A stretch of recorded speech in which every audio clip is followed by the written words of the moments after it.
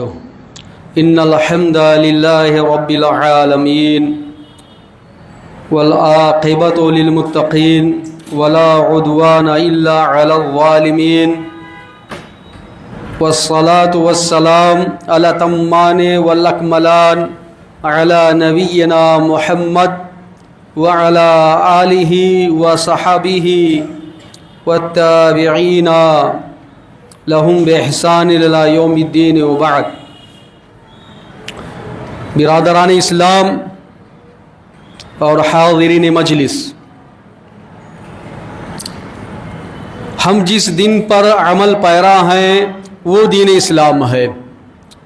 نبی صلی اللہ علیہ وسلم کو اللہ رب العزت نے نبی رحمت بنا کر مبعوث فرمایا اور آپ کے اوپر وحی نازل فرمائی جو قرآن و حدیث کی شکل میں ہمارے پاس موجود ہے، اور اس وحی ربانی کے ذریعے امت کی ہدایت کا بندوبست فرمایا. ساتھ ہی ساتھ اللہ تعالی نے اس دین کی حفاظت کی ذمہ داری اور ضمانت لی اور یہ وعدہ پورا ہوا. قرآن کریم کو لکھا گیا، ایک مصحف کے اندر اس کو جمع کیا گیا، تواتر کے ساتھ بعد کے مسلمانوں تک یہ کلام الہی پہنچا. ساتھ ہی ساتھ نبی صلی اللہ علیہ وسلم کی جو سنت مطہرہ تھی اس کی بھی حفاظت اللہ رب العزت نے کی، کیونکہ قرآن کا سمجھنا سنت نبویہ کے بغیر مکمل نہیں ہے. اللہ کے نبی صلی اللہ علیہ وسلم نے اس دین پر عمل کیا، اس دین کو پہنچایا اور اپنے صحابہ کرام کو سمجھایا، اور صحابہ کرام نے بھی اس دین کو سمجھا، اس پر عمل کیا اور اپنے بعد والوں تک اس دین کو جو کتاب و سنت کی شکل میں تھا پہنچا دیا. میرے بھائیوں، اس بات سے بات واضح ہوتی ہے کہ ہمارے لیے دین میں جو سند ہے، جو دین پر عمل کرنے کے سورسز اور مصادر ہیں وہ کتاب و سنت ہیں. حق تک ہم کو اگر پہنچنا ہے تو کتاب و سنت کو اختیار کرنا ہوگا، ان پر عمل کرنا ہوگا، اور یہی صحابہ کرام سے لے کر آج تک اہل حق اور اہل سنت کا منہج رہا ہے. نبی صلی اللہ علیہ وسلم کی حدیث مبارک کہ میری امت 73 فرقوں میں بٹ جائے گی، اور جیسا کہ اللہ رب العزت نے قرآن میں کئی جگہ فرمایا کہ لوگوں میں افتراق اور انتشار ہوگا، اور نبی صلی اللہ علیہ وسلم نے اور مزید احادیث میں فرمایا کہ تم لوگ ما قبل کی امتوں کی سنتوں کی پیروی کرو گے. تو یہ امت فرقوں میں بٹتی گئی، اور یہ ایسا نہیں ہوا کہ بہت بعد میں یہ کام شروع ہوا، یہ بدعت، یہ خرافات، یہ ساری چیزیں بعد میں شروع ہوئیں، بلکہ صحابہ کرام کے زمانے میں، بلکہ خلفائے راشدین کے زمانے میں، حضرت عثمان کے آخری زمانے میں، یا حضرت علی کے خلافت کے شروع کے دور میں امت میں افتراق شروع ہو گیا. دو سب سے اہم اور باطل فرقے خوارج اور شیعہ کا ظہور حضرت علی کے زمانے میں ہوا. حضرت علی نے خوارج سے جنگ بھی لڑی اور شیعوں کی تعذیب بھی فرمائی. تو یہ افتراق ہوا، حاصل ہوا، امت فرقوں میں بٹی. لیکن نبی صلی اللہ علیہ وسلم یہ بھی بتلا کر گئے تھے کہ ایک جماعت، ایک گروہ ہمیشہ حق پر رہے گی. آئیے ہم دیکھتے ہیں کہ اگر ہمیں اہل حق اور اہل باطل کے درمیان تمیز کرنا ہو، یہ سمجھنا ہو کہ حق والے کون ہیں، باطل والے کون ہیں، تو کسوٹی کیا ہے، پیمانہ کیا ہے، معیار کیا ہے، کس چیز کی بنیاد پر ہمیں فیصلہ کر سکتے ہیں. یہ سمجھ سکتے ہیں کہ فلاں شخص، فلاں آدمی یا فلاں گروہ اور فلاں جماعت حق پر ہے یا حق سے دور ہے اور باطل پر گامزن ہے. جب ہم کتاب و سنت کے دلائل پر نگاہ ڈالتے ہیں اور پھر علماء امت نے جو کچھ ارشاد فرمایا ہے، تو دو باتیں سب سے اہم ہمیں سمجھ میں آتی ہیں. وہ ہے کہ دین کے سارے معاملات میں کوئی گروہ یا کوئی جماعت یا کوئی شخص کس چیز کو اپنا مصدر بناتا ہے. عقیدہ میں، منہج میں، فقہ میں، عقیدہ میں، معاملات میں، خرید و فروخت میں، غرضے کی زندگی کے ہر شعبے میں جس کا تعلق دین سے ہے، اس میں وہ رہنمائی کہاں سے حاصل کرتا ہے؟ کس چیز کو یہ مانتا ہے کہ یہ اسی کی ہمیں پیروی کرنی ہے، ہم یہیں سے اپنی دینی تعلیمات کو، دین کے بارے میں کوئی معلومات اخذ کر سکتے ہیں۔ دوسری چیز، قرآن اور سنت کو مصدر ماننے کے بعد ان سے استنباط کرنا، استدلال کرنا، ان کو سمجھنا، ان کے سمجھنے کا طریقہ کیا ہونا چاہیے، ان سے استدلال کیسے کرنا چاہیے، یہ چیز جو ہے یہ بھی بیان کرتی ہے کہ انسان صاحب حق ہے یا صاحب باطل ہے۔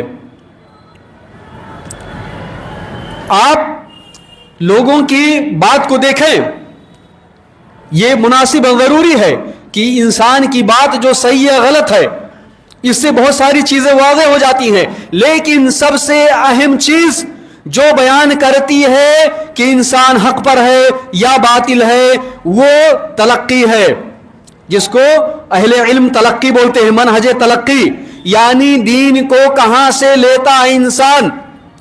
آپ شروع سے دیکھیں گے خوارج، شیعہ، قدریہ، مرجیہ، جہمیہ، معتزلہ، اشاعرہ، ماتریدیہ، صوفیہ، کلابیہ، کرامیہ اور دیگر تمام باطل فرقے جو پہلے پیدا ہوئے اور آج پیدا ہو رہے ہیں، جب ہم غور فرمائیں گے تو سب سے بڑی چیز، گرچہ ان کا دعویٰ ہو کہ قرآن ہی ہمارا اصلی مصدر ہے، لیکن یا تو مکمل طور پر یا دین کے بعض حصوں میں یا دین کے بیشتر حصوں میں یا کم و بیش آدھا یا آدھے سے زیادہ چیزوں میں وہ کتاب و سنت کو اپنا مصدر حقیقی معنوں میں نہیں مانتے ہیں۔ مثال کے طور پر شیعوں کے ہاں جب جائیں گے تو کہیں گے ہمارے امام کی بات جو حق ہے، کیونکہ امام معصوم ہے، ہم ان کی بات کو لیں گے، وہ بالکل تقریباً انبیاء کی طرح ہیں، بلکہ تمام انبیاء سے افضل ہیں سوائے نبی صلی اللہ علیہ وسلم کے، اور ان کے پاس بالکل ویسے جبریل وحی لے کے آتے ہیں جیسے نبی صلی اللہ علیہ وسلم کے پاس آتے تھے، بس معمولی سا فرق ہے۔ معتزلہ جو ہے کہیں گے، اور جہمیہ کہ اللہ کے بارے میں، توحید کے بارے میں، اللہ کے اسماء و صفات کے بارے میں عقل دلیل ہے، نہ کہ کتاب و سنت، چاہے حدیث متواتر ہو یا قرآنی آیت ہی ہو، جس چیز کو اصل بنانا ہے وہ عقل ہے۔ اگر عقل کہتی ہے یہ بات صحیح ہے تو ہم اس کو مانیں گے، اگر کہتی نہیں تو نہیں مانیں گے، چاہے بات کتاب و سنت میں ہو یا نہ ہو، ہمیں اس سے غرض نہیں ہے، ہم اسی بات کو مانیں گے جو کتاب و سنت میں ہو۔ اور جہمیہ اور معتزلہ نے جو بات کہی وہی بات اشاعرہ، ماتریدیہ، کلابیہ اور دیگر فرقوں نے اسماء و صفات کے بارے میں اور توحید کے بارے میں کہی۔ صوفیہ نے کہا کہ ہم اپنے ذوق کو دلیل مانیں گے، حکایات کو، منامات کو، کشف و مشاہدہ کو، بزرگوں کی باتوں کو، اولیاء سے فیض کو، ان ساری چیزوں کو قرآن و حدیث پر مقدم کریں گے، اور کرتے میرے بھائیوں، ان کی کتابوں میں موجود ہے، جو کتابیں موجود ہیں ان کے اندر یہ چیز ہے۔ تو یہ سب سے اہم چیز ہے۔ کسی جماعت کے بارے میں ہمیں یہ چیز دیکھنی ہو تو کیا دیکھنا ہے کہ کتاب و سنت کو ہر چیز میں کوئی مصدر، یعنی وہیں سے دین کو ہر چیز میں، دین کی کوئی بھی چیز ہو، کسی بھی شعبے سے متعلق کہاں سے معلومات کو لیتا ہے۔ اور دوسری چیز، جس چیز کو جب کتاب و سنت ہی کو ماننے کے بعد کتاب و سنت سے استدلال کیسے کرتا ہے، کتاب و سنت کو سمجھنے کا طریقہ کیا اختیار کرتا ہے، کس کی بات کو مقدم کرتا ہے کتاب و سنت کو سمجھنے کے لیے، یہ چیز۔ اور اس کو اہل علم کے زبان میں کیا کہتے ہیں؟ منہج استدلال، یعنی کتاب و سنت سے استدلال کیسے کرنا ہے۔ جب ہم دیکھتے ہیں کہ ہندوستان میں ایک جماعت جو جماعت اسلامی کے نام سے رونما ہوئی، 26 اگست 1941 عیسوی میں اس کی بنیاد پڑی، کیسے ہم معلوم کریں کہ یہ جماعت حق پر ہے، اہل سنت میں سے ہے، یا کتاب و سنت کے موافق جماعت ہے، اس کی دوری کتنی ہے؟ تو سب سے پہلی چیز ہمیں جو دیکھنی چاہیے وہ یہی ہے، مصدر تلقی، منہج تلقی اور منہج استدلال۔ کیونکہ میرے بھائیوں، بقیہ جو چیزیں ہوتی ہیں، بقیہ جو چیزیں یعنی عقیدہ کیا ہوا، صحابہ کے بارے میں، اللہ کے بارے میں، قرآن کے بارے میں، دین کے بارے میں، امامت کے بارے میں، دعوت کے بارے میں، دوسرے مسلمانوں کے بارے میں، بہت ساری چیزیں، سیاست کے بارے میں، یہ ساری چیزوں کا عمل دخل جو ہوتا ہے، اس سے ہوتا ہے کہ انسان جو ہے वो इन दोनों चीज़ों के बारे में क्या तरीका उसका और क्या मनहज है, यही चीज़ जो है इंसान को ये चीज़ बतलाती है। तो जब हम देखते हैं तो क्या बातें हैं, हम देखते हैं कि कुरान से तो इस्तिदलाल कुरान को मसदर मानना मौजूद है, बल्कि जब देखेंगे तो गोया कि कुरान ही दीन का मसदर और सोर्स है, हदीस की कोई खास हैसियत नहीं है, तफरीक है, दोनों बराबर हैं।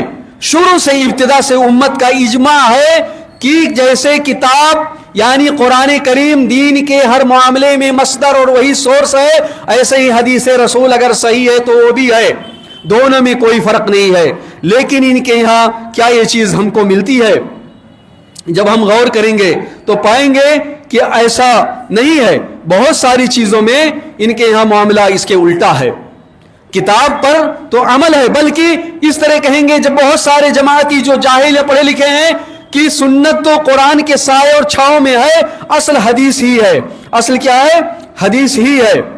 बहुत बड़ी बात है मेरे भाइयों, असल तो कुरान है और हदीस तो ये है उसके छांव में है। या इस तरह से हदीस के बारे में रवैया इख्तियार किया जाएगा कि उसकी कोई हैसियत ना रह जाए, यानी ये कहा नहीं जा सकता कि जो हदीसें हमारे पास पहुंची हैं, जो हदीसें हमारे पास पहुंची हैं वो सही हैं, जो हदीसें हमारे पास पहुंची हो सही हैं। मुहद्दिसीन ने जो तरीका इख्तियार किया हदीसों के जांचने का, उन पर एतमाद नहीं किया जा सकता।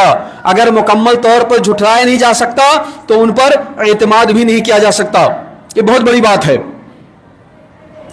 और दूसरी बात ये कि हम हदीस को जांचेंगे मुहद्दिसीन के तरीके के मुताबिक नहीं, जो कुछ हमारे पास ज़ख़ीरा मौजूद है हम देखेंगे अक्ल के ज़रिए, अक्ल के ज़रिए जांचेंगे कि हदीस सही है कि सही नहीं है। अगर हदीस सही है अक्ल के मुताबिक यानी ज़ौक़ के मुताबिक तो ठीक है, और अगर अक्ल हमारी कहती है कि इस हदीस को सही नहीं होना चाहिए और दीन के जो उसूल और कुरान में जो चीज़ें आए उसके मुवाफिक नहीं जैसा कि अक्ल कहती है, तो हम इस बात को नहीं मानेंगे। गोया कि ये बात मैं जमात इस्लामी के मुअस्सिस रुबानी मौदूदी साहिब रहमहुल्लाह की तहरीरात की रोशनी में कह रहा हूँ। उनकी मुख्तलिफ किताबें, तफ़हीमात, रसाइल व मसाइल और दीगर चीज़ें जो उन्होंने लिखा है, वो चीज़ें यही हमको बतलाती हैं कि सुन्नत की कोई बुनियादी हैसियत नहीं है। दिल चाहा, ज़ौक़ में आया, अक्ल ने समझा तो मान लिया, नहीं आया तो नहीं माना। इसके बाद जो चीज़ें हदीस के अंदर आई भी हैं, जिनको माना भी सही भी है, तो क्या उस पर अमल करना ज़रूरी है? कोई ज़रूरी नहीं है, कोई ज़रूरी नहीं है। उसमें एक बहुत बड़ी मिसाल दाढ़ी का मसला है, जिसमें मौलाना मौदूदी ने अपनी बात किताबों में कहा है कि लोग जो है इसको ऐसा दीन का मसला बना लिए हैं। क्या कहते हैं दाढ़ी का जिक्र करने के बाद कि आपका ये ख्याल कि नबी सल्लल्लाहु अलैहि वसल्लम जितनी बड़ी दाढ़ी रखते थे उतनी ही बड़ी दाढ़ी रखना सुन्नत रसूल या उसवे रसूल है, ये माना रखता है कि आप सल्लल्लाहु अलैहि वसल्लम की आदात को बाइनी व सुन्नत समझते हैं, जिसके जारी और कायम करने के लिए नबी सल्लल्लाहु अलैहि वसल्लम और दूसरे अंबिया अलैहिस्सलाम मबूस किए जाते रहे हैं। मगर मेरे नज़दीक यही नहीं है कि सुन्नत की सही तारीफ नहीं है, बल्कि मैं ये अकीदा रखता हूँ कि इस किस्म की चीज़ों को सुन्नत करार देना, गौर कीजिए, इस किस्म की चीज़ों को सुन्नत करार देना और फिर उनके इत्तिबा पर इसरार करना एक सख्त किस्म की बिदअत और एक ख़तरनाक तहरीफ दीन है, जिससे निहायत बुरे नताइज पहले भी ज़ाहिर होते रहे हैं और आइंदा भी ज़ाहिर होने का ख़तरा है। यानी ये कहना, अल्लाह के रसूल ने मुख्तलिफ हदीसों में कहा है, आपने दाढ़ी रखी और कहा दाढ़ी बढ़ाओ, दाढ़ी छोड़ो, मोछों को पस्त करो, ये सारी चीज़ें मौजूद हैं। ये इनके किताब रसाइल व मसाइल मौजूद है। इसके अलावा इस तरह की तहरीरें दाढ़ी के मुतालिक से कई और किताबों और इनकी और कई एक तहरीरें हैं मौजूद हैं, जिससे मालूम होता है बहुत सारी चीज़ों की तहरीरात की रोशनी में कि गरचे वाज़ेह तौर पर मौलाना मौदूदी मुनकिरीन हदीस नहीं हैं, लेकिन हकीकत में वो मुनकिरीन हदीस ही हैं और बहुत सारी हदीसों का वाज़ेह इनकार किया है। بہت سارے حدیثوں کا واضح انکار کیا ہے، اور انہی چیزوں میں سے جن کا انہوں نے انکار کیا ہے اپنے رسالے ترجمان القرآن میں دجال کا ذکر ہے۔ دجال کو ایک چیز سمجھتے معمولی، کہتے ہیں اللہ کے رسول نے اتنے زمانے سے کہا، 1300 سال سے اوپر ہو گئے، اگر یہ چیز صحیح ہوتی تو ہو جاتی۔ کیا معلوم ہے اس سے؟ کہ حدیث دلیل نہیں ہے، حدیث میں سے جو چیز ہمارے موافق ہوگی، ہمارے سمجھ میں آئے گی، اس کو ہم لے لیں گے۔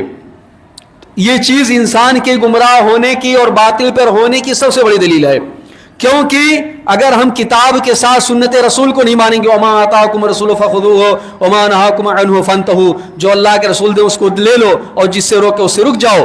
حضرت عبداللہ بن مسعود نے اسی آیت سے استدلال کرتے ہوا کہ اللہ تعالیٰ نے نبی صلی اللہ علیہ وسلم کی سنت کی اتباع کا حکم دیا ہے، اور جو نبی صلی اللہ علیہ وسلم نے فرمایا بیان کیا، جس کا حکم دیا، حقیقت میں وہ چیز قرآن کے اندر بھی موجود ہے، کیونکہ یہ قرآن کی شرح و تفسیر ہے۔ یہ عبداللہ بن مسعود رضی اللہ عنہ نے بیان فرمایا ہے۔ اس کے علاوہ ایک بڑی اور چیز جو ہے، جس کے ذریعے سے حق واضح ہوتی ہے کتاب و سنت کے بعد، وہ اجماع امت ہے۔ اجماع امت، اجماع صحابہ، اجماع اہل علم ہے۔ جب ہم غور کریں گے تو دیکھیں گے کہ جو اجماع اس جماعت کے بانی کے ذوق اور عقل کے خلاف ہوتی، اس کا انکار کر دیتے ہیں۔ اس میں سے سب سے اہم مسئلہ جو ہے سر فہرست، وہ صحابہ کرام سے متعلق ہے کہ سارے کے سارے صحابہ کرام عدول ہیں، سب سچے ہیں، سب صادق ہیں، سب نے دین کی خدمت کی۔ اللہ رب العزت نے سب کا تزکیہ فرمایا، نبی صلی اللہ علیہ وسلم نے سب کا تزکیہ کیا، اور اللہ رب العزت ان سے راضی ہو گیا، اور وہ اللہ رب العزت سے راضی ہو گئے، اور اللہ تعالی نے ان سب سے جنت کا وعدہ کیا ہے بلا استثناء، جیسا کہ سورہ حدید میں آیا ہے۔ اور اللہ کے رسول صلی اللہ علیہ وسلم نے فرمایا، میری امت کو میرے صحابہ کرام کو برا بھلا مت کہو، لا تسبوا۔ سب عربی میں جو سب آئے، اس کا معنی میرے بھائی نہیں گالی گلو صرف، بلکہ ہر وہ چیز جو صحابہ کرام کے شان میں توہین کی باعث ہو، جس سے صحابہ کرام کی توہین لازم آتی ہو، وہ چیز سب ہے۔ جو ان کے مرتبے کے خلاف ہو، ان کے فضائل و مناقب کے خلاف ہو، ان کی توہین جس سے لازم آتی ہو، ہر کام، ہر بات، ہر تحریر، یہ سب میں داخل ہے، اور اللہ کے رسول صلی اللہ علیہ وسلم نے اس سے منع فرمایا ہے۔ دوسری چیز، امت کے علماء کا اجماع ہے کہ صحابہ کرام کے بارے میں حضرت عثمان کے دور کے بعد جو اختلافات ہوئے، ہم ان کے بارے میں صرف بحسب ضرورت بات کریں گے، طلباء کے مابین گفتگو کریں گے، ان کو جب سکھلائیں گے، جب ضرورت ہوگی تو گفتگو کریں گے۔ وَإِذَا ذُكِرَ أَصْحَابُهُ فَأَمْسِكُوا، اللہ کے رسول نے فرمایا جب میرے صحابہ کرام کا ذکر آئے تو رک جاؤ، روک لو اپنی زبان کو، یعنی ان کو صرف بھلائی کے ساتھ یاد کیا کرو۔ یہ علماء امت، مفتیان امت، تمام کوئی بھی مسلک ہو، کوئی بھی فرقہ ہو، سب کا اجماع ہے، صرف گمراہ لوگ معتزلہ، خوارج، ناصبیہ، خوارج، معتزلہ، نواصب، ان کو چھوڑ کر کے، اور روافض، ان چار فرقوں کو چھوڑ کر کے جو بھی دیگر لوگ ہیں، سب کا اجماع علماء امت کا ہے کہ صحابہ کرام کے بارے میں کوئی بات آئے جس میں ان کا اختلاف ہوا تو ہم کہیں گے اللہ نے ہماری زبانوں کو محفوظ، ہمارے ہاتھوں کو ان کے درمیان اختلاف کو محفوظ رکھا، تو اپنی زبانوں کو ہم اس میں کیوں ملوث کریں؟ ہم ایسے ہی رکیں گے جو اختلافات ہوئے جب اللہ کی جب ضرورت پڑے۔ مودودی نے کبھی بھی اس چیز کا گوارا نہیں کیا، جا بجا خلافت و ملوکیت اور دیگر کتابوں میں صحابہ کرام کے مقام و مرتبے کی دھجیاں اڑا کر کے رکھ دی ہے، نہ قرآن کے آیات کا لحاظ کیا، نہ احادیث صحیحہ کا لحاظ کیا، اور نہ اجماع امت کا اعتبار کیا۔ ایک اور چیز ہوتی ہے کہ اس کے برعکس ہم کیا دیکھتے ہیں کہ مودودی صاحب جب ذکر کرتے اپنی دعوت کا، اجماع امت کا کوئی خیال نہیں، قرآن آیات کا کوئی خیال نہیں، احادیث صحیحہ کو کوئی اعتبار نہیں، لیکن جب اپنی دعوت کی بات کرتے ہیں تو اس طرح کرتے ہیں کہ گویا جو ان کی دعوت ہے وہ بعین ہی اسلام ہے، اور جیسے کسی امت پر اس کے نبی کی پیروی واجب ہوتی ہے، ایسے اب امت محمدیہ پر میری جو دعوت ہے اس کی اتباع اور پیروی واجب ہے۔ یعنی قرآن و حدیث میں جو کچھ ہے چھوڑیے، لیکن مودودی نے جو سمجھا، جو کہا، جو بیان کیا، جس چیز کی طرف دعوت دی، اس کی اتباع واجب ہے، اور اگر ایسا کوئی نہیں کرتا ہے تو مثل یہود ہے۔ تو کیا ہے وہ؟ مثل یہود ہے۔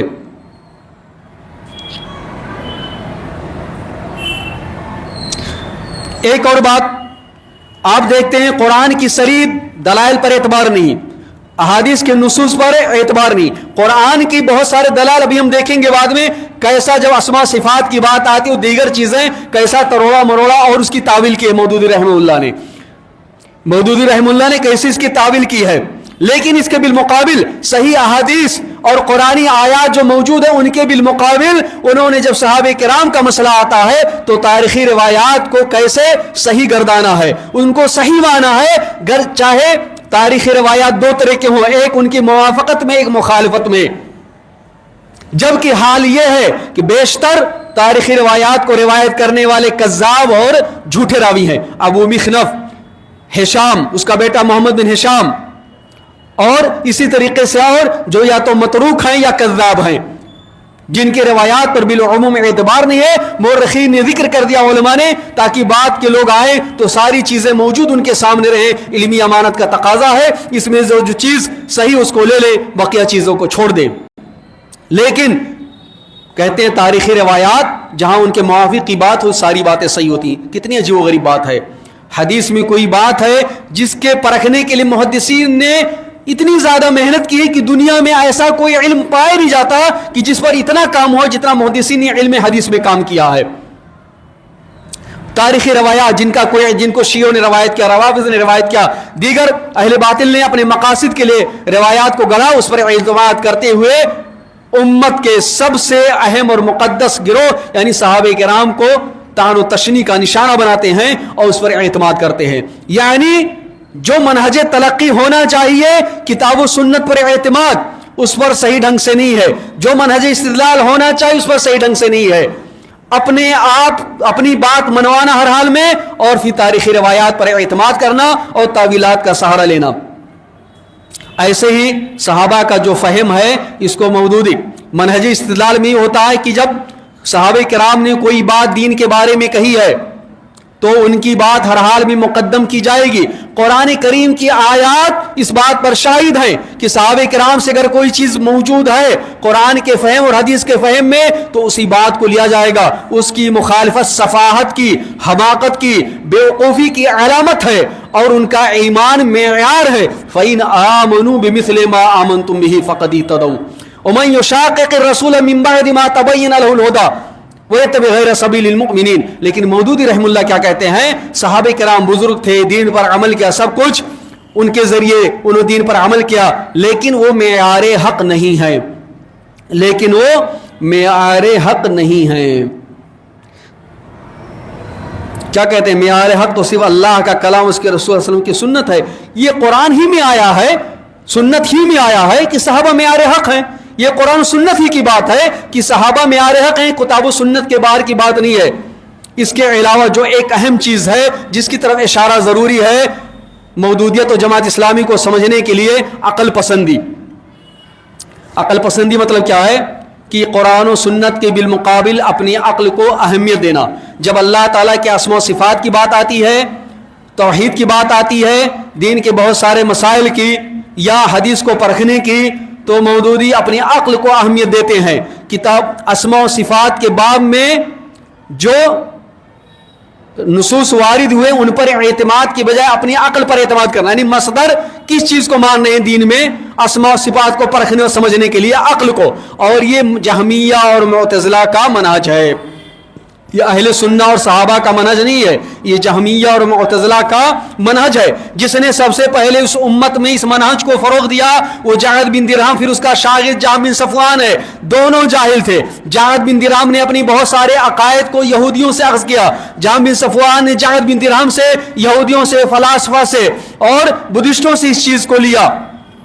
اور وہ بھی جاہل آدمی تھا, علماء کے پاس اس نے علم کو حاصل نہیں کیا تھا, فصیح و بلیغ تھا, اپنی زبان کے ذریعے امت کے گروہ کو گمراہ کیا اور نئے فرقہ امت پیدا کیا.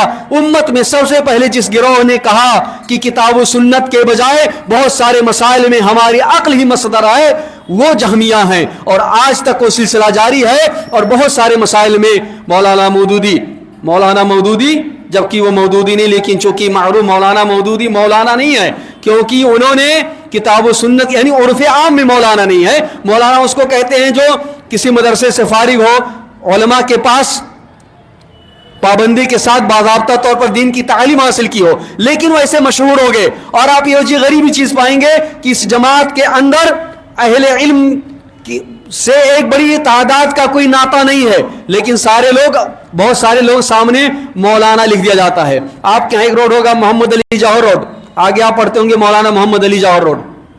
وہ بھی مولانا نہیں تھے، مسٹر تھے.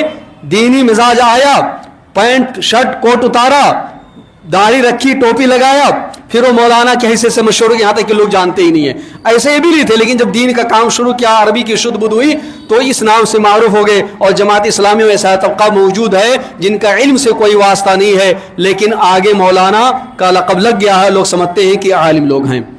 تو دیکھیں صحابہ کرام کی بات مقدم نہیں ہے، لیکن جو لوگ صاحب علم بھی نہیں، عربی زبان سے نابلد ہیں، علماء سے علم کو بھی حاصل نہیں کیا ہے، اس کے باوجود دین میں ان کو سند کی حیثیت دے دیتے ہیں. کتنی بڑی بات ہے.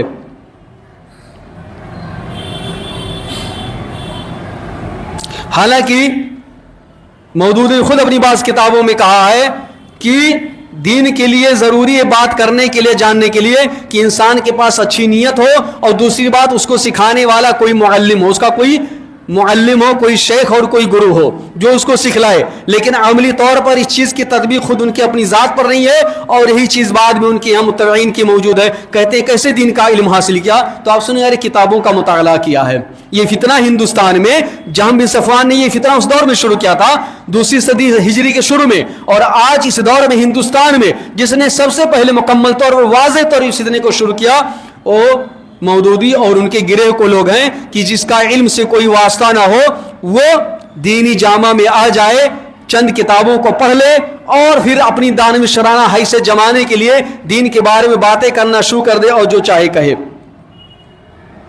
اس کے برخلاف آپ پائیں گے کہ یہ جماعت جتنے علماء امت ہیں، ابن تیمیہ ہوں، ائمہ اربعہ ہوں، اس کے بعد کے لوگ ہوں، آپ پائیں گے کہ سب کو لوگ کہتے ہیں انہوں نے دین کو سمجھا ہی نہیں. کسی نے اگر دین کو صحیح ڈھنگ سے سمجھا تو کس نے سمجھا؟ مودودی نے. اسی لیے دین کے بارے میں جب آپ دیکھیں گے ان کی کتابوں اور مودودی کی لٹریچر کے علاوہ اس جماعت کے فرد کسی کی بھی کتاب کو نہیں پڑھتے ہیں، الا ماشاء اللہ، الا من رحم اللہ. اسی وجہ سے جو ان کے اندر گمراہیاں ہیں ان کے اندر بھی پائی جاتی ہیں. نتیجہ ان ساری چیزوں کا کیا ہوا؟ منہج تلقی، یعنی کتاب و سنت کو حقیقی معنوں میں مصدر نہ ماننا. جو اہل سنہ اور صحابہ کا منہج ہے استدلال و استنباط کرنا کہ اس پر نہ چلنا، اجماع امت کی خلاف ورزی، عقل پرستی اور عقل کے پیچھے چلنا، اور بلا علم دین میں گفتگو کرنا، اور علماء سے بدظنی. آپ پائیں گے ان کے ہاں جب بات کریں گے تو پتہ چلے گا آدمی آپ سے کہے گا ایسا ہوا ہے لوگوں کے ساتھ، اپنے علم میں اضافہ کیجئے اور مطالعہ کیجئے. جب معلوم کریں گے تو کتنا پڑھا لکھا خود جو کہہ رہا ہے 5ویں جماعت یا مکتب، کیا کہے گا؟ اپنے علم میں اضافہ کیجئے. جو 2 تک بھی نہیں پڑھا ہے، جاہل ہے، چند کتابیں مودودی کے پڑھ لو، کہے گا صحابہ کرام جو غلطی ہوئے تھے تو غلطی کو کیوں نہ بیان کریں. کوئی کہے گا ان میں سے، یہ فردی گفتگو کی بعض مثالیں میں بیان کر رہا ہوں، کہ حضرت ابو بکر کے سوا کسی نے غلطی نہیں کی صحابہ کرام میں سے، نعوذ باللہ من ذالک. صحابہ کرام میں حضرت ابو بکر کے علاوہ، یعنی سیاست اور حکومت کے معاملے میں، ساری چیزوں نہیں، سیاست اور حکومت کے معاملے میں. اور دلچسپ بات یہ ہے کہ سارے افراد عموماً کون ہیں؟ جو اپنے آپ کو کہتے ہیں کہ ہمارا تعلق جماعت اہل حدیث سے ہے. دعویٰ کیا ہے؟ کہ ہمارا تعلق جماعت اہل حدیث سے ہے، لیکن جو جماعت اسلامی دین کا کام کر رہی ہے اور مودودی نے دین کو صحیح سمجھا ہے، اس لیے ہم ان کے ساتھ ہیں. اس طرح کی باتیں کیوں ہیں؟ تو اس کی صورت کس شکل میں ظاہر ہوئے؟ سارے نتائج اس کے، دین کی نئی تعبیر، دین کی نئی تعبیر.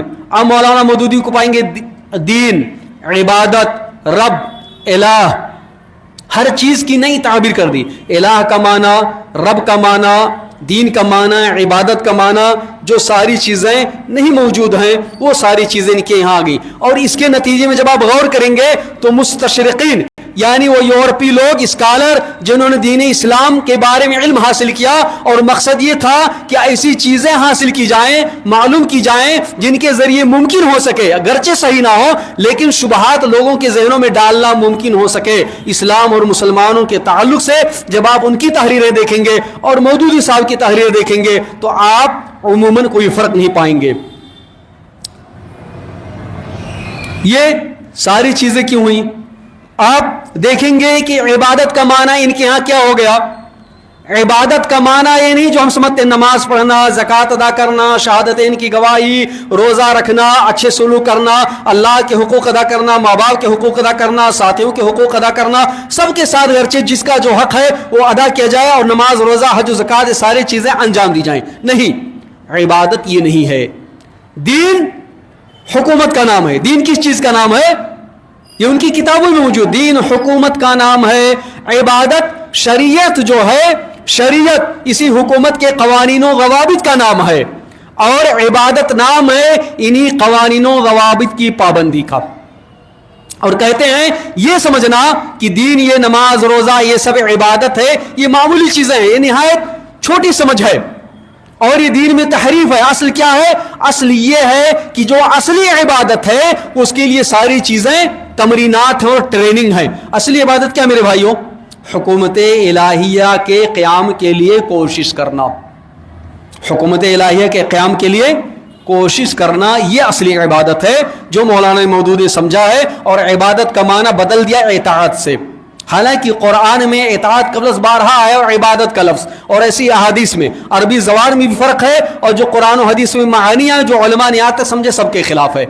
اس لیے تاکہ جو ان کے ذہن میں سمایا ہوا ہے کہ انبیاء کے آنے کا مقصد ہے کہ حکومت الہیہ قائم کی جائے, وہ اس کے لیے دلائل اختیار کیے جائیں. پورے دین کو بدل دیا.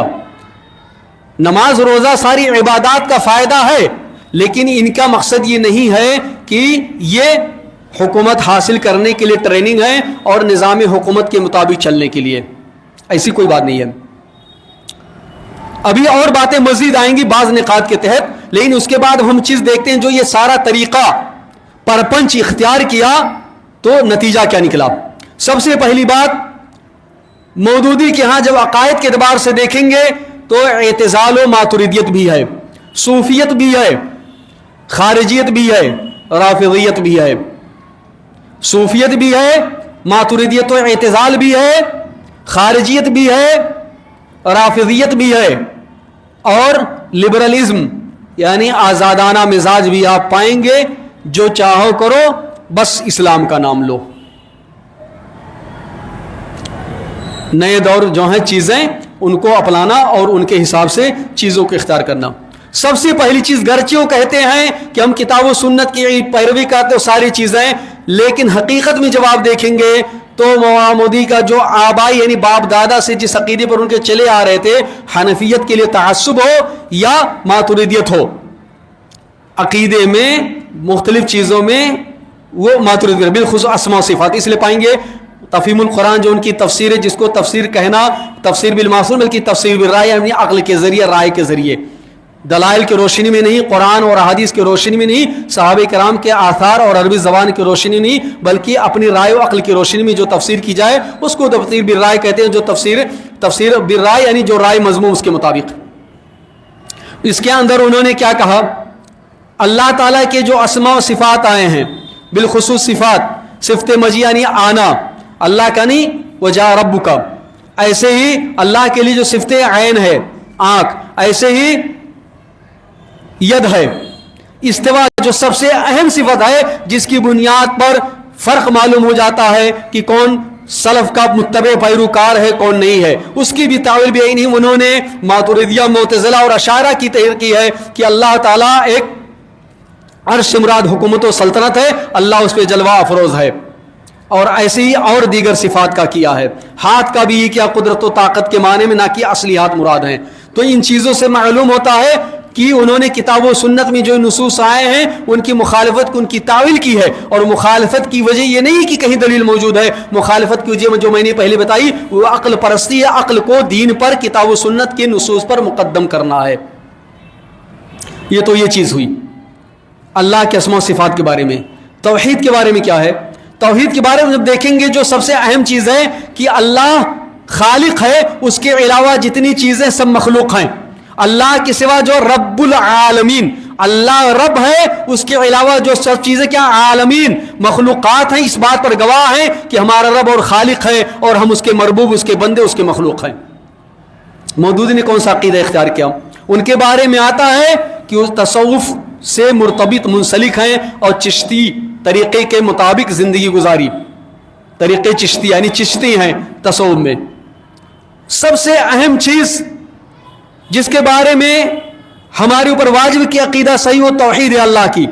مودودی نے جو تفہیم القرآن کے اندر ہی چیزیں موجود جب آپ دیکھیں تو کیا کہتے ہیں کہ جو صوفیہ کا عقیدہ ہے یعنی وحدت الوجود کے قائل ہیں. کس کے قائل ہیں؟ وحدت الوجود کے قائل ہیں. بے شان اطلاق انہوں نے کہا جو آدمی سمجھتا وہ جانتا ہے کہ یہ چیز صوفیہ کی اصطلاح ہے. اس کا مطلب یہ ہے کہ اللہ تعالیٰ کسی صفت سے متصف نہیں ہے, اس کی کوئی ذات نہیں ہے, اس کی کوئی صفت نہیں ہے, وہ بے صفت بے اسما ہے. اور جب اللہ تعالیٰ نے حضرت موسیٰ کے لیے تجلی فرمائی جیسا کہ مودودی نے فرمایا ہے تو اس لیے کہ اللہ تعالیٰ تو زمان و مکان کے قید سے آزاد ہے, کسی جگہ بنے نہیں, وہ عرش پر مستوی نہیں ہے, عرش کے اوپر نہیں ہے, بلکہ جیسا کہ دوسری جگہ انہوں نے کہا واضح طور پر اپنی ایک دوسری کتاب میں فرمایا ہے کہ وہ ہر جگہ ہے. کہاں ہے؟ وہ ہر جگہ ہے. جماعت اسلامی کے لٹریچر میں بات موجود ہے کہ اللہ تعالیٰ ہر جگہ ہے. تو یہ صوفیہ کا عقیدہ ہے. اللہ تعالیٰ اہل سنت والجماع کا عقیدہ یہ نہیں ہے. اور علماء نے کہا ہے سب سے بڑا جو کفریہ عقیدہ ہے وہ یہی ہے کہ یہ عقیدہ رکھا جائے کہ اللہ تعالیٰ اپنے عرش کے اوپر نہیں بلکہ اپنی مخلوقات کے ساتھ ہر جگہ ہے. یہ اللہ تعالیٰ کی ذات مقدسہ اور اس کے صفات جمال و کمال کے خلاف ہے. یہ اس کے خالق ہونے کے خلاف ہے کہ اپنی مخلوقات کے ساتھ رہے. ائمہ کرام امام احمد وغیرہ نے بہت سخت انداز میں اپنی کتاب الرد علی الجہمیہ والزنادقہ, ایسے امام دارمی اپنی کتاب الرد علی الجہمیہ من عقائد کی ترتیب فرمائی ہے. تو یہ عقیدہ مودودی کا موجود ہے. اور لوگ اسی کتاب انہی کی کتاب عموماً ان کے لوگ چاہے کہیں میں حنفی ہوں, میں اہل حدیث ہوں, جو کچھ بھی کہیں فقہی مسلک میں, نماز پڑھنے کے طریقے میں, بعض چیزوں میں, لیکن جو لٹریچر پڑھتے ہیں وہ بانی جماعت, اس جماعت کی بانی مودودی کا لٹریچر ہے, یا جو لوگ ان کے خوشاچی ہیں اور ان کے مطابق باتیں کرتے ہیں. تو کوئی یہ نہ سمجھے کہ جو بقیہ کا عقیدہ اور ساری چیزیں اس سے الگ ہیں. ہو سکتا ہے کہ کچھ لوگ الگ ہوں ان بعض مسائل میں, لیکن جو سب سے اہم چیز ہے ان کے ہاں وہ اس کے مخالف نہیں ہے. اور اس کی بعض گشت آپ ہماری کتاب میں نے اس کتاب کو ڈھونڈا نہیں پایا, ہماری کتاب کی کسی حصے میں دوسری یا تیسری کسی میں ہے کہ جس کا معنی ہے کہ اللہ تعالیٰ بے کان سب کی سن لے, بے آنکھ سب کی سب دیکھے, ایسا کچھ ہے. جو یہ ہماری کتاب جو آج بھی ہندوستان میں جماعت اسلامی کے ہاں سے کتاب چھپتی ہے مکتبہ اسلامیہ سے, اس کے اندر موجود ہے اللہ کے اسماء و صفات کی نفی ہے. تو یہ نہیں کسی مودودی کا عقیدہ ہے, ان کے ماننے والی جو جماعت ہے اس کے اندر بھی یہ عقیدہ موجود ہے. آپ جو دیکھیں گے جو ایک بڑی چیز جس کے بارے میں سب سے زبردست گفتگو کرنا چاہیے, مزید یہ کہہ دوں کہ اس کے علاوہ جب آپ دیکھیں گے بہت ساری چیزیں ابھی ماتریدیہ کی اور معتزلہ کی موجود ہیں, جن چیزوں کا اللہ کے لیے استعمال کیا ہے, جسم کا, جہت کا, حیز کا, جن کا کتاب و سنت میں اور سلف کے کلام میں ذکر نہیں آیا ہے, مودودی نے اللہ تعالیٰ کے بعد ان ساری چیزوں کا بھی استعمال کیا ہے.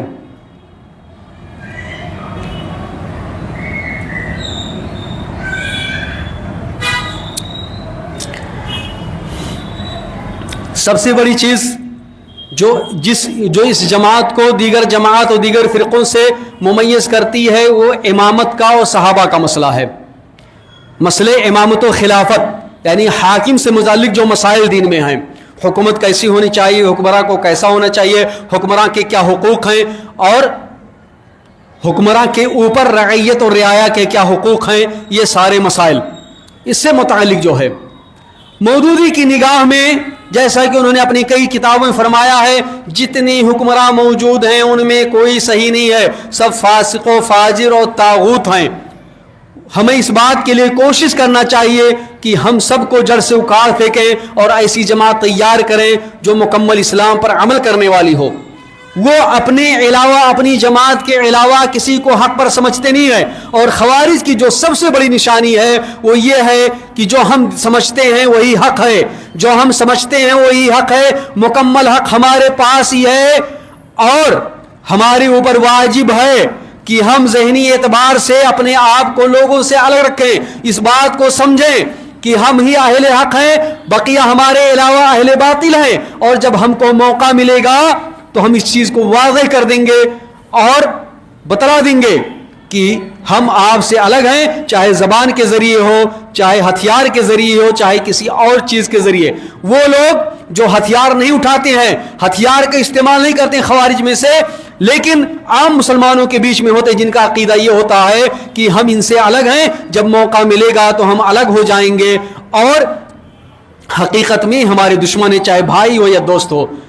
علماء کے ہاں ان کو قاعدہ کہا جاتا ہے, خوارج قاعدہ, یعنی جو لوگ ہتھیار اٹھانے والے نہیں ہیں, لڑنے والے نہیں ہیں مسلمانوں کے خلاف, لیکن ان کے صفوں میں موجود ہیں, لیکن اپنے آپ کو سمجھتے ہیں ہم ہی اہل حق ہیں اور بقیہ ہمارے علاوہ اہل باطل ہیں, اور بقیہ سے زیادہ خطرناک ہیں, کیونکہ عام مسلمانوں کو یہی لوگ سب سے زیادہ دھوکہ دیتے ہیں کہ ہم بھی تم میں سے ہیں, ہم ہی تمہارے ساتھ ہیں. کوئی اہل حدیث بن کے آئے گا, کوئی دیوبندی بن کے آئے گا, کوئی سنی بن کے آئے گا, کوئی شافعی بن کے آئے گا, کوئی مالکی بن کے آئے گا, اور کوئی حنبلی بن کے آئے گا, مختلف شکلوں میں, لیکن حقیقت میں وہ کیا ہیں؟ خارجیت کے عقیدے پہ ہیں, جو کہتی ہے کہ ہمارے علاوہ کوئی حق پر نہیں, اور ان کا پہلا کام ہوتا ہے کہ جو حکمراں ہو کیسے بھی ہو, اگر ذرہ برابر کمی نظر آئے, اور چاہے کمی ہو یا نہ ہو, اگرچہ ان کو لگے تو اس کمی کو بیان کیا جائے اور اجاگر کیا جائے. یہ سب سے پہلی صفت ان کی ہے. سب سے پہلی صفت یہ ہے کہ دیگر لوگ برے ہیں, کوئی اچھائی نہیں, ساری اچھائیاں ہمارے یہاں ہی موجود ہیں. اسی لیے آپ دیکھیں گے کیا کہا, یہ دعوت قائم ہو چکی ہے جو مکمل اسلام کے مطابق ہے. اب امت محمدیہ کے لیے روا نہیں ہے کہ دعوت قائم ہونے کے بعد اس دعوت سے اعراض کرے, منہ موڑے, اور جو ایسا کرے تو سمجھ لے اپنے آپ کو یہود کی طرح, یہود کی جماعت کی طرح, یہود کی طرح اپنے آپ کو مان لے.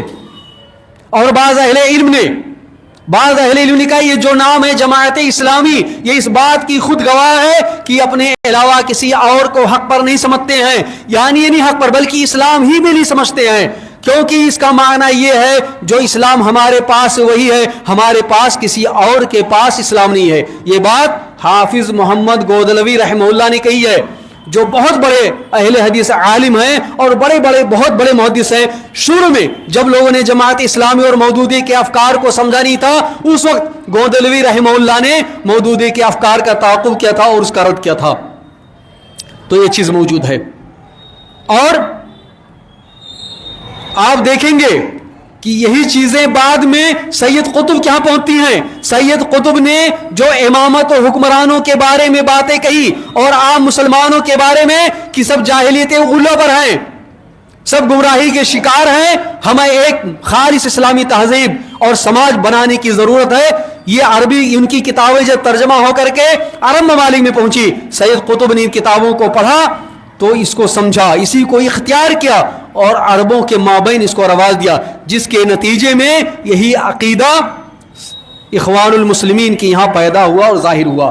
اور چونکہ یہاں سب مسلمان ہیں اور اسلامی حکومتیں ہیں, اس لیے بعض لوگ تو ایسے ہوئے جنہوں نے ہتھیار بھی اٹھایا اور عام مسلمانوں کا قتل عام بھی کیا, اور آج بھی عقیدہ ان کے اندر موجود ہے. سید قطب ساری جو اسلامی سوسائٹی معاشرے موجود ہیں سب کے کفر کے قائل ہیں, کوئی بھی صالحیت اور حقیقی دین پر قائم نہیں ہے. یہ بنیاد کس نے فراہم کی؟ مودودی نے. تو مودودی کا لٹریچر نہایت خطرناک ہے. اس دور میں امت کے اندر خونریزی کا سبب بننے والے اور امت کے نوجوانوں کو بھٹکانے والے, اور یہ بتلانے کے لیے کہ اسلام عبادت کے لیے نہیں اور انبیاء کرام عبادت اور اللہ کی طرف توحید کی دعوت دینے کے لیے نہیں آئے, بلکہ اس کام کے لیے آئے کہ حکومت الہیہ قائم کی جائے اور اللہ کی حکمرانی ہو, اور اس کے لیے دینی اصطلاحات اور دینی الفاظ کو توڑا مروڑا, جس کے نتیجے میں آپ دیکھیں گے بہت سارے لوگ گمراہ ہو گئے اور آج تک گمراہی کے شکار ہیں. اس کے علاوہ وقت کے حساب سے نہیں, باتیں بہت لمبی ہیں اور ساری چیزیں ان کی کتابیں موجود ہیں. ایک اور چیز جو نہایت خطرناک, جس کے بارے میں پہلے اشارہ آ چکا, صحابہ کرام کے بارے میں جب آپ دیکھیں گے تو مولانا مودودی کی ہاں خلافت و ملوکیت اور دیگر کتابوں میں جب آپ پڑھیں گے صحابہ معیار حق نہیں ہے, جبکہ قرآن و سنت کی حقیق واضح خلاف ورزی ہے. قرآن میں اللہ نے بیان فرمایا منافقین کے بارے میں یہ سفیہ ہیں، بیوقوف ہیں، احمق ہیں، کیونکہ یہ صحابہ کرام کو احمق اور بیوقوف سمجھتے ہیں. اور اللہ نے کہا تم ایمان اس وقت لا سکتے ہو، تمہارا ایمان اس وقت صحیح ہو سکتا ہے جب صحابہ کرام جیسا تمہارا ایمان ہو. ایک بات تو یہ ہوئی. اس کے علاوہ مزید بات اس سے آگے بڑھتی ہے سب و شتم کی، صحابہ کرام کے بارے بتلانے کی کہ وہ دنیا پرست تھے، ہوا پرست تھے، دنیا کے حریص تھے، دنیا سے محبت تھی، حکمرانی کرنا چاہتے تھے، دین اسلام سے کوئی لگاؤ نہیں تھا. بہت بڑی جماعت. سب سے پہلے نشانہ حضرت عثمان کو بنایا. عثمان بن عفان رضی اللہ عنہ ورضا، جن کے بارے اللہ رسول نے کہا آج کے بعد عثمان جو کرنا چاہیں کریں، ان کو کوئی چیز نقصان پہنچانے والے نہیں ہے. جن کو اللہ کے رسول نے 10 صحابہ کرام کے ساتھ جنت کی بشارت دی، جن سے اپنی 2 بیٹیوں کی شادی کی، اور اجماع صحابہ ہے ان کے حق پر ہونے. کیسے میرے بھائیوں؟ کیونکہ حضرت عمر کے بعد صحابہ کرام نے کس کو اپنا خلیفہ بنایا؟ حضرت عثمان رضی اللہ عنہ ورضا کو. تو حضرت عثمان پر انگلی اٹھانا، ان کے انصاف پر، ان کی سیاست پر انگلی اٹھانا، صحابہ کرام کے عقل و فہم، فراست اور ہوش مندی پر انگلی اٹھانا ہے. صحابہ کرام عبد الرحمن بن عوف موجود ہیں، طلحہ موجود ہیں، زبیر موجود ہیں، سعد بن ابی وقاص موجود ہیں، حضرت علی موجود ہیں، سعید بن زید موجود ہیں. یہ سارے بڑے بڑے صحابہ کرام موجود ہیں. عشرہ مبشرہ میں سے 3 کی وفات ہوئی تھی پہلے، بقیہ 7 موجود تھے. یعنی اس میں سے حضرت عثمان ہیں. حضرت عثمان کے علاوہ 6 جو عشرہ مبشرہ ہیں، اور بقیہ صحابہ کرام حضرت عثمان کو خلیفہ بناتے ہیں، ان کو اپنا پیشوا بناتے ہیں. ان کے عقل پر، ان کے دین پر، ان کے امامت پر، ان کے زہد و تقوی پر، ان کی صالحیت پر، ان کی للہیت پر، ان کے فہم و فراست پر صحابہ کرام کا اجماع ہے. ایک آدمی اور کہتا ہے آتا ہے کہ جہاں سارے فساد کی جڑ عثمان رضی اللہ عنہ کی سیاست ہے. غلطی ہوئی تو ہم غلطی کو غلطی کیسے نہ کہیں؟ پہلے تو یہ ثابت کرو کہ حقیقت میں صحیح دلائل کی روشنی میں ان سے غلطی ہوئی ہے. اور جیسے میں نے کہا کتنی بڑی بات ہے، ساری چیزیں حضرت عثمان نے کیا، حضرت عثمان نے کیا، حضرت عثمان نے کیا، صحیح دلائل کی روشنی میں کوئی چیز ثابت نہیں ہے. اور اگر کوئی جاننا چاہے تو حافظ صلاح الدین یوسف رحمہ اللہ نے جو اپنی معرکۃ الآراء مشہور کتاب خلافت و ملوکیت کی تاریخی و شرعی حیثیت کے نام سے تصنیف کی، اس کو پڑھ سکتے ہیں. اس کے علاوہ دیوبندی علماء نے بھی بہت کام کیا اس موضوع پر. آپ ان کی کتابوں کو بھی پڑھ سکتے ہیں جنہوں نے بتلایا کہ ساری کی ساری گمراہی جو آئی ہے، سنی جو اپنے آپ کو کہے اور یہ کہے کہ صحابہ کرام پر انگلی اٹھائے، کبھی بھی سنیوں میں آپ کسی کو نہیں پائے ہوں گے. مودودی سے پہلے سنی جو اپنے آپ کو کہے اور یہ کہے کہ حضرت عثمان ایسے تھے، حضرت علی کے اندر ایسی چیزیں موجود تھی، یا بقیہ صحابہ کرام کے اندر معاویہ، عمرو بن عاص، مغیرہ بن شعبہ، دیگر صحابہ کرام کے اندر کسی کو بھی نہیں پائیں گے. صحابہ کرام پر انگلی اٹھانے کا مطلب ہے کہ انسان نے اپنے آپ کو اہل سنہ والجماعت سے نکال لیا. یہ بات واضح ہے. اس کے باوجود دعویٰ ہے کہ ہم اہل سنہ والجماعت میں سے اہل حق ہیں، ہم صحابہ کی تعظیم کے قائل ہیں. بہت ساری چیزیں موجود ہیں. خلاصہ یہ ہے کہ عثمان نے اپنے سے پہلے جو دونوں خلفاء تھے ان کے راستے کی مخالفت کی، جبکہ اللہ کے رسول کیا کہتے ہیں؟ علیکم بسنتی وسنت الخلفاء الراشدین المہدیین من بعدی وعضوا علی بالنواجذ. تم میری سنت کو لازم پکڑنا اور میرے بعد خلفاء راشدین کی سنت کو. اس بات کا اشارہ ہے کہ جو طریقہ اختیار کیا یہ نص صریح، نص صحیح ہے. یہ چیز اسی کو لازم پکڑنا، اسی کو اختیار کرنا ہے. پھر حضرت عمرو بن عاص، حضرت معاویہ پر آپ دیکھیں معاویہ کے بارے میں کیا بات، حضرت معاویہ سنت کی مخالفت کی، دینی احکام کی مخالفت کی، بدعات ان کے دور میں پائے گی، اور ساری چیزوں کو بہت سارے علماء کرام کی طرف منسوخ کیا. انہوں نے ایسی باتیں کہی، دلائل کی روشنی میں ساری باتیں غلط ہیں اور نہایت ہی قبیح حرکت ہے، نہایت ہی قبیح حرکت ہے. افسوس یہ ہے کہ یہ ساری جاننے کے بعد جو اپنے آپ کو اہل حدیث کہتے ہیں، میرا سوال، میرا خطاب ان لوگوں سے ہے جو اپنے آپ کو اہل حدیث کہتے ہیں، یعنی اہل حق، اس کے بعد میں یہ سمجھتے ہیں کہ جماعت اسلامی میں شمولیت درست ہے، بلکہ واجب ہے، سب سے بہتر کام ہے، دین کی خدمت ہے، اسلام کو مودودی ہی نے صحیح سمجھا اور مودودی ہی کی لٹریچر کو پڑھنا چاہیے، پڑھتے اور پڑھاتے ہیں، جس کی بنیاد پر صحابہ کرام کے مخالف ان کے اندر عقائد آ جاتے ہیں۔ بعض کا دعویٰ تو یہ ہوتا ہے میں بھی اہل حدیث، میرا باپ بھی اہل حدیث، میرا دادا بھی اہل حدیث، میرا پردادا بھی اہل حدیث، میرا گاؤں اہل حدیث، میرا پورا علاقہ اہل حدیث، میرے باپ دادا نے بہت خدمت کی اہل حدیثوں کی۔ من بطأ به عمله لم يسرع به نسبه، مسلم شریف کی حدیث اللہ کے رسول فرماتے ہیں جس کے عمل نے جس کو پیچھے کر دیا اس کا نسب کچھ کام نہیں آئے گا۔ دین میں نسب کا کوئی کام نہیں۔ اپنے کو دیکھو، باپ دادا اہل حدیث تھے، ٹھیک ہے، لیکن کیا کر رہے ہو آپ؟ کیا کتاب و سنت کی موافقت ہے؟ علماء امت اہل سنت کی موافقت ہے؟ جو آدمی اپنے آپ کو اہل حدیث کرے، ایسے آدمی کو پیشوا بنائے جو وحدت الوجود کا قائل ہو، جو عقل کو کتاب و سنت پر مقدم کرتا ہو، جو اپنی بات کو انبیاء کی بات کی طرح مشابہ قرار دیتا ہو، جو علم کے بغیر گفتگو کرتا ہو، جو اجماع امت کا مخالف ہو، جو صحابہ کرام پر طعن و تشنیع کے الفاظ کی بوچھار کرتا ہو، اور جو یہ سمجھتا ہو کہ دین اسلام جو آیا ہے حکومت الہیہ قائم کرنے کے لیے، عبادت کے لیے نہیں، اور اس وجہ سے دین کے جتنے نصوص شرعیہ الفاظ ہیں سب کو توڑتا مروڑتا ہو۔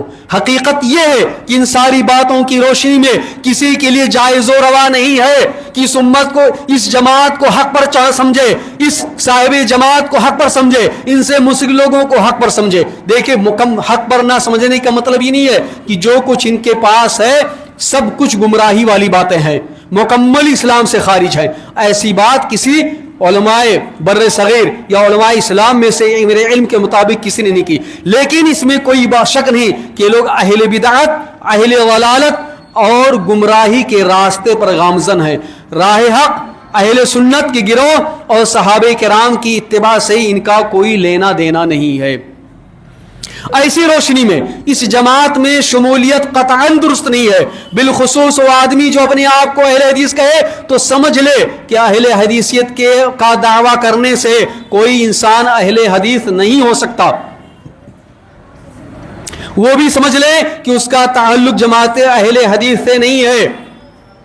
حقیقت میں وہ جب جماعت اسلامی کا متبع اور مودودی کی باتوں کا متبع اور پجاری ہے تو اس کا بھی معاملہ انہی جیسے ہے، دعویٰ سے کچھ بھی نہیں ہونے والا ہے۔ سب سے اہم منہج ہے منہج تلقی، منہج استدلال، عقیدہ، اور ان ساری چیزوں میں وہ منحرف ہیں اور انسان انہی کی پیروی کرتا ہے۔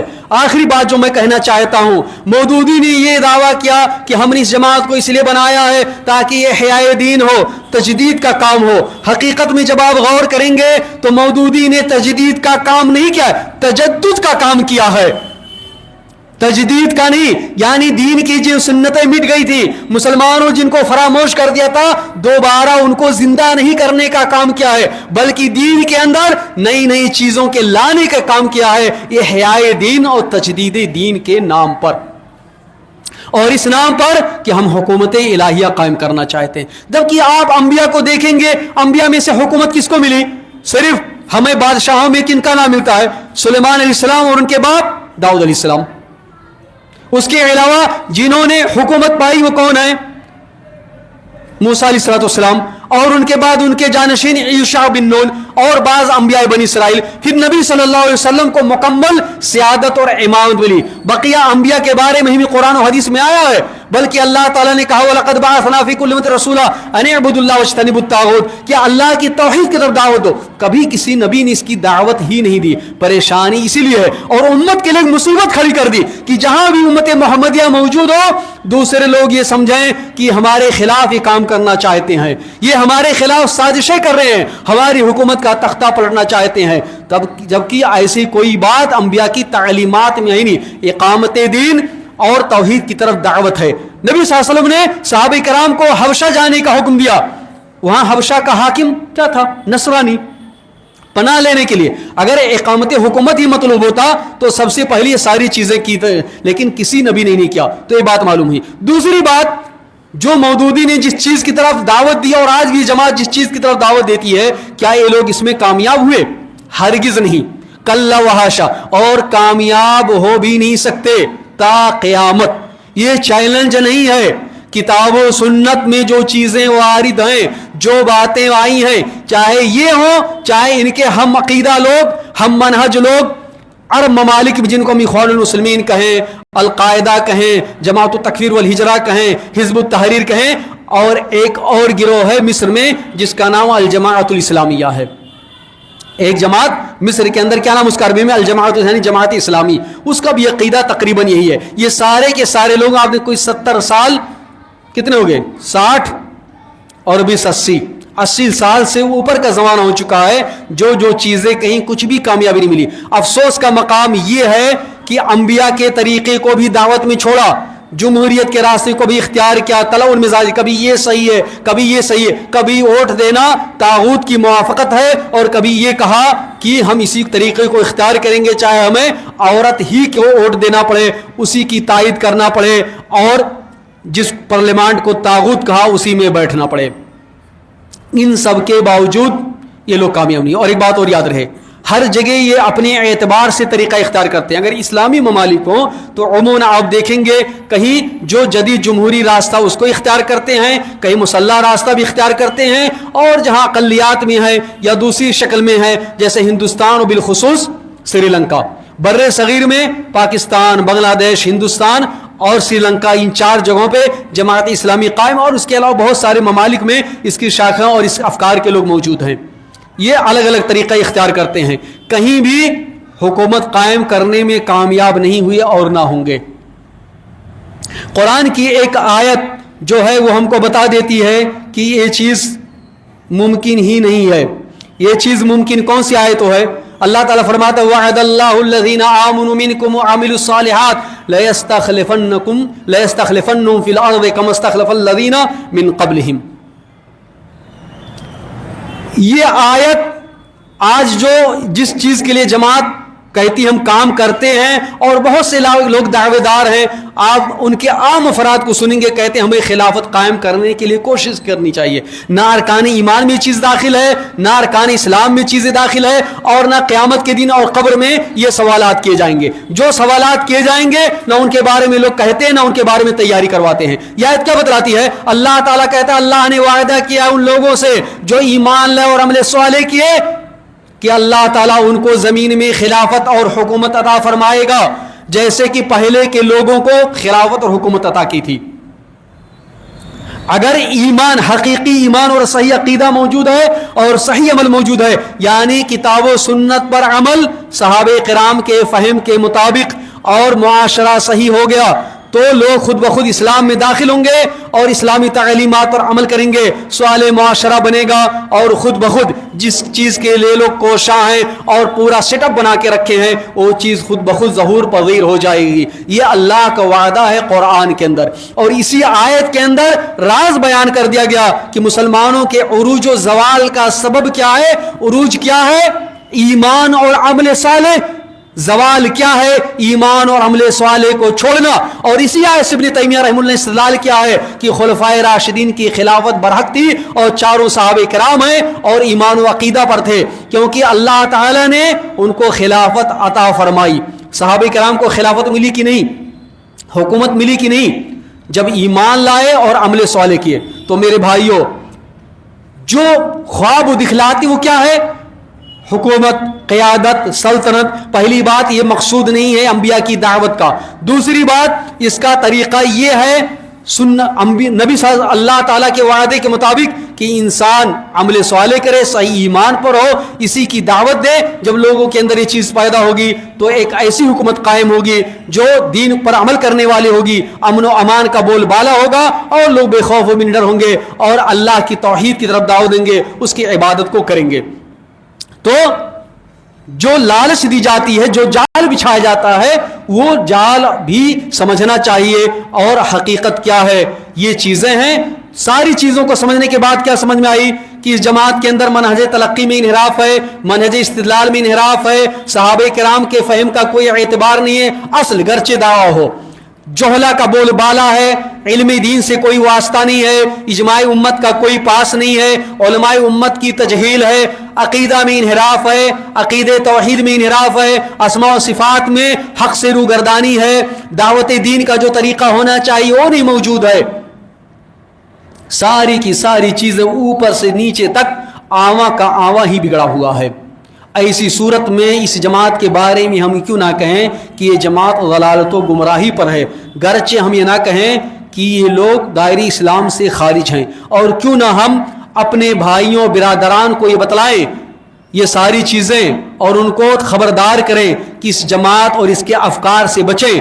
बिलखुसूस वो लोग जो अपने आप को अहले हदीस कहते हैं या किसी और इमाम का ताबे कहते हैं, उनको समझना चाहिए कि इस जमात के अंदर सूफियत है, मातुरिदियत है, एतज़ाल है, अक़लियत पसंदी है, तजदीद है, लिबरलिज्म है, और अंबिया किराम के मुखालफत ही मुखालफत है उनके मनहज और तरीक़े की दावत के मैदान में, जिसको ये अपने आप के लिए तुर्रे इम्तियाज समझते हैं। आखिर में दुआ है कि बारे इलाहा हमें इस बात की तौफीक अता फरमा कि दीन की जो सही शक्ल है हम उसको समझें, उसको बरतें, और सहाबे किराम का जो हक़ है उसको भी समझें और उनको अपने लिए हमेशा मेयार हक़ बनाएं, क्योंकि वही उम्मत के सबसे पहले मुअल्लिमीन वस्ताज़ गुरु हैं। उन्हीं के ज़रिए हमने दीन को समझा सीखा, तो हमारे ऊपर उनका यह हक़ बनता है कि हम उनके शुक्रगुजार हों, ना कि उनको लान तान और सब व शितम करें। उनके लिए दुआए खैर करें, दुआए मग़फ़िरत करें, उनके राहों को अपने लिए कुदवा और आइडियल बनाएं, और उन्हीं जैसे अपने लिए बनने की दुआ करें। हज़रत अनस दुआ करते थे कि अल्लाह ताला जन्नत में हमें नबी के साथ दे, नबी का साथ अता फरमा, और अबू बकर व उमर की रफ़ाक़त अता फरमा। अल्लाह ताला से दुआ है कि बारे इलाहा हमें भी इन सहाबे किराम के साथ जन्नत में दाखिल फरमा, और हमें ऐसे आमाल की तौफीक अता फरमा कि जिनसे तू राज़ी हो जा और जो हमारे लिए जन्नत में दाखिले का सबब बने। हमें उस काम से बचा जो तेरे गज़ब का सबब हो। बारे इलाहा हमें हक़ कहने की, हक़ समझने की, हक़ पर अमल करने की, हक़ की तरफ दावत देने की तौफीक अता फरमा। आमीन। सुब्हान रब्बिका रब्बिल इज़्ज़ति अम्मा यसिफून व सलामुन अलल मुरसलीन वल्हम्दुलिल्लाहि रब्बिल आलमीन।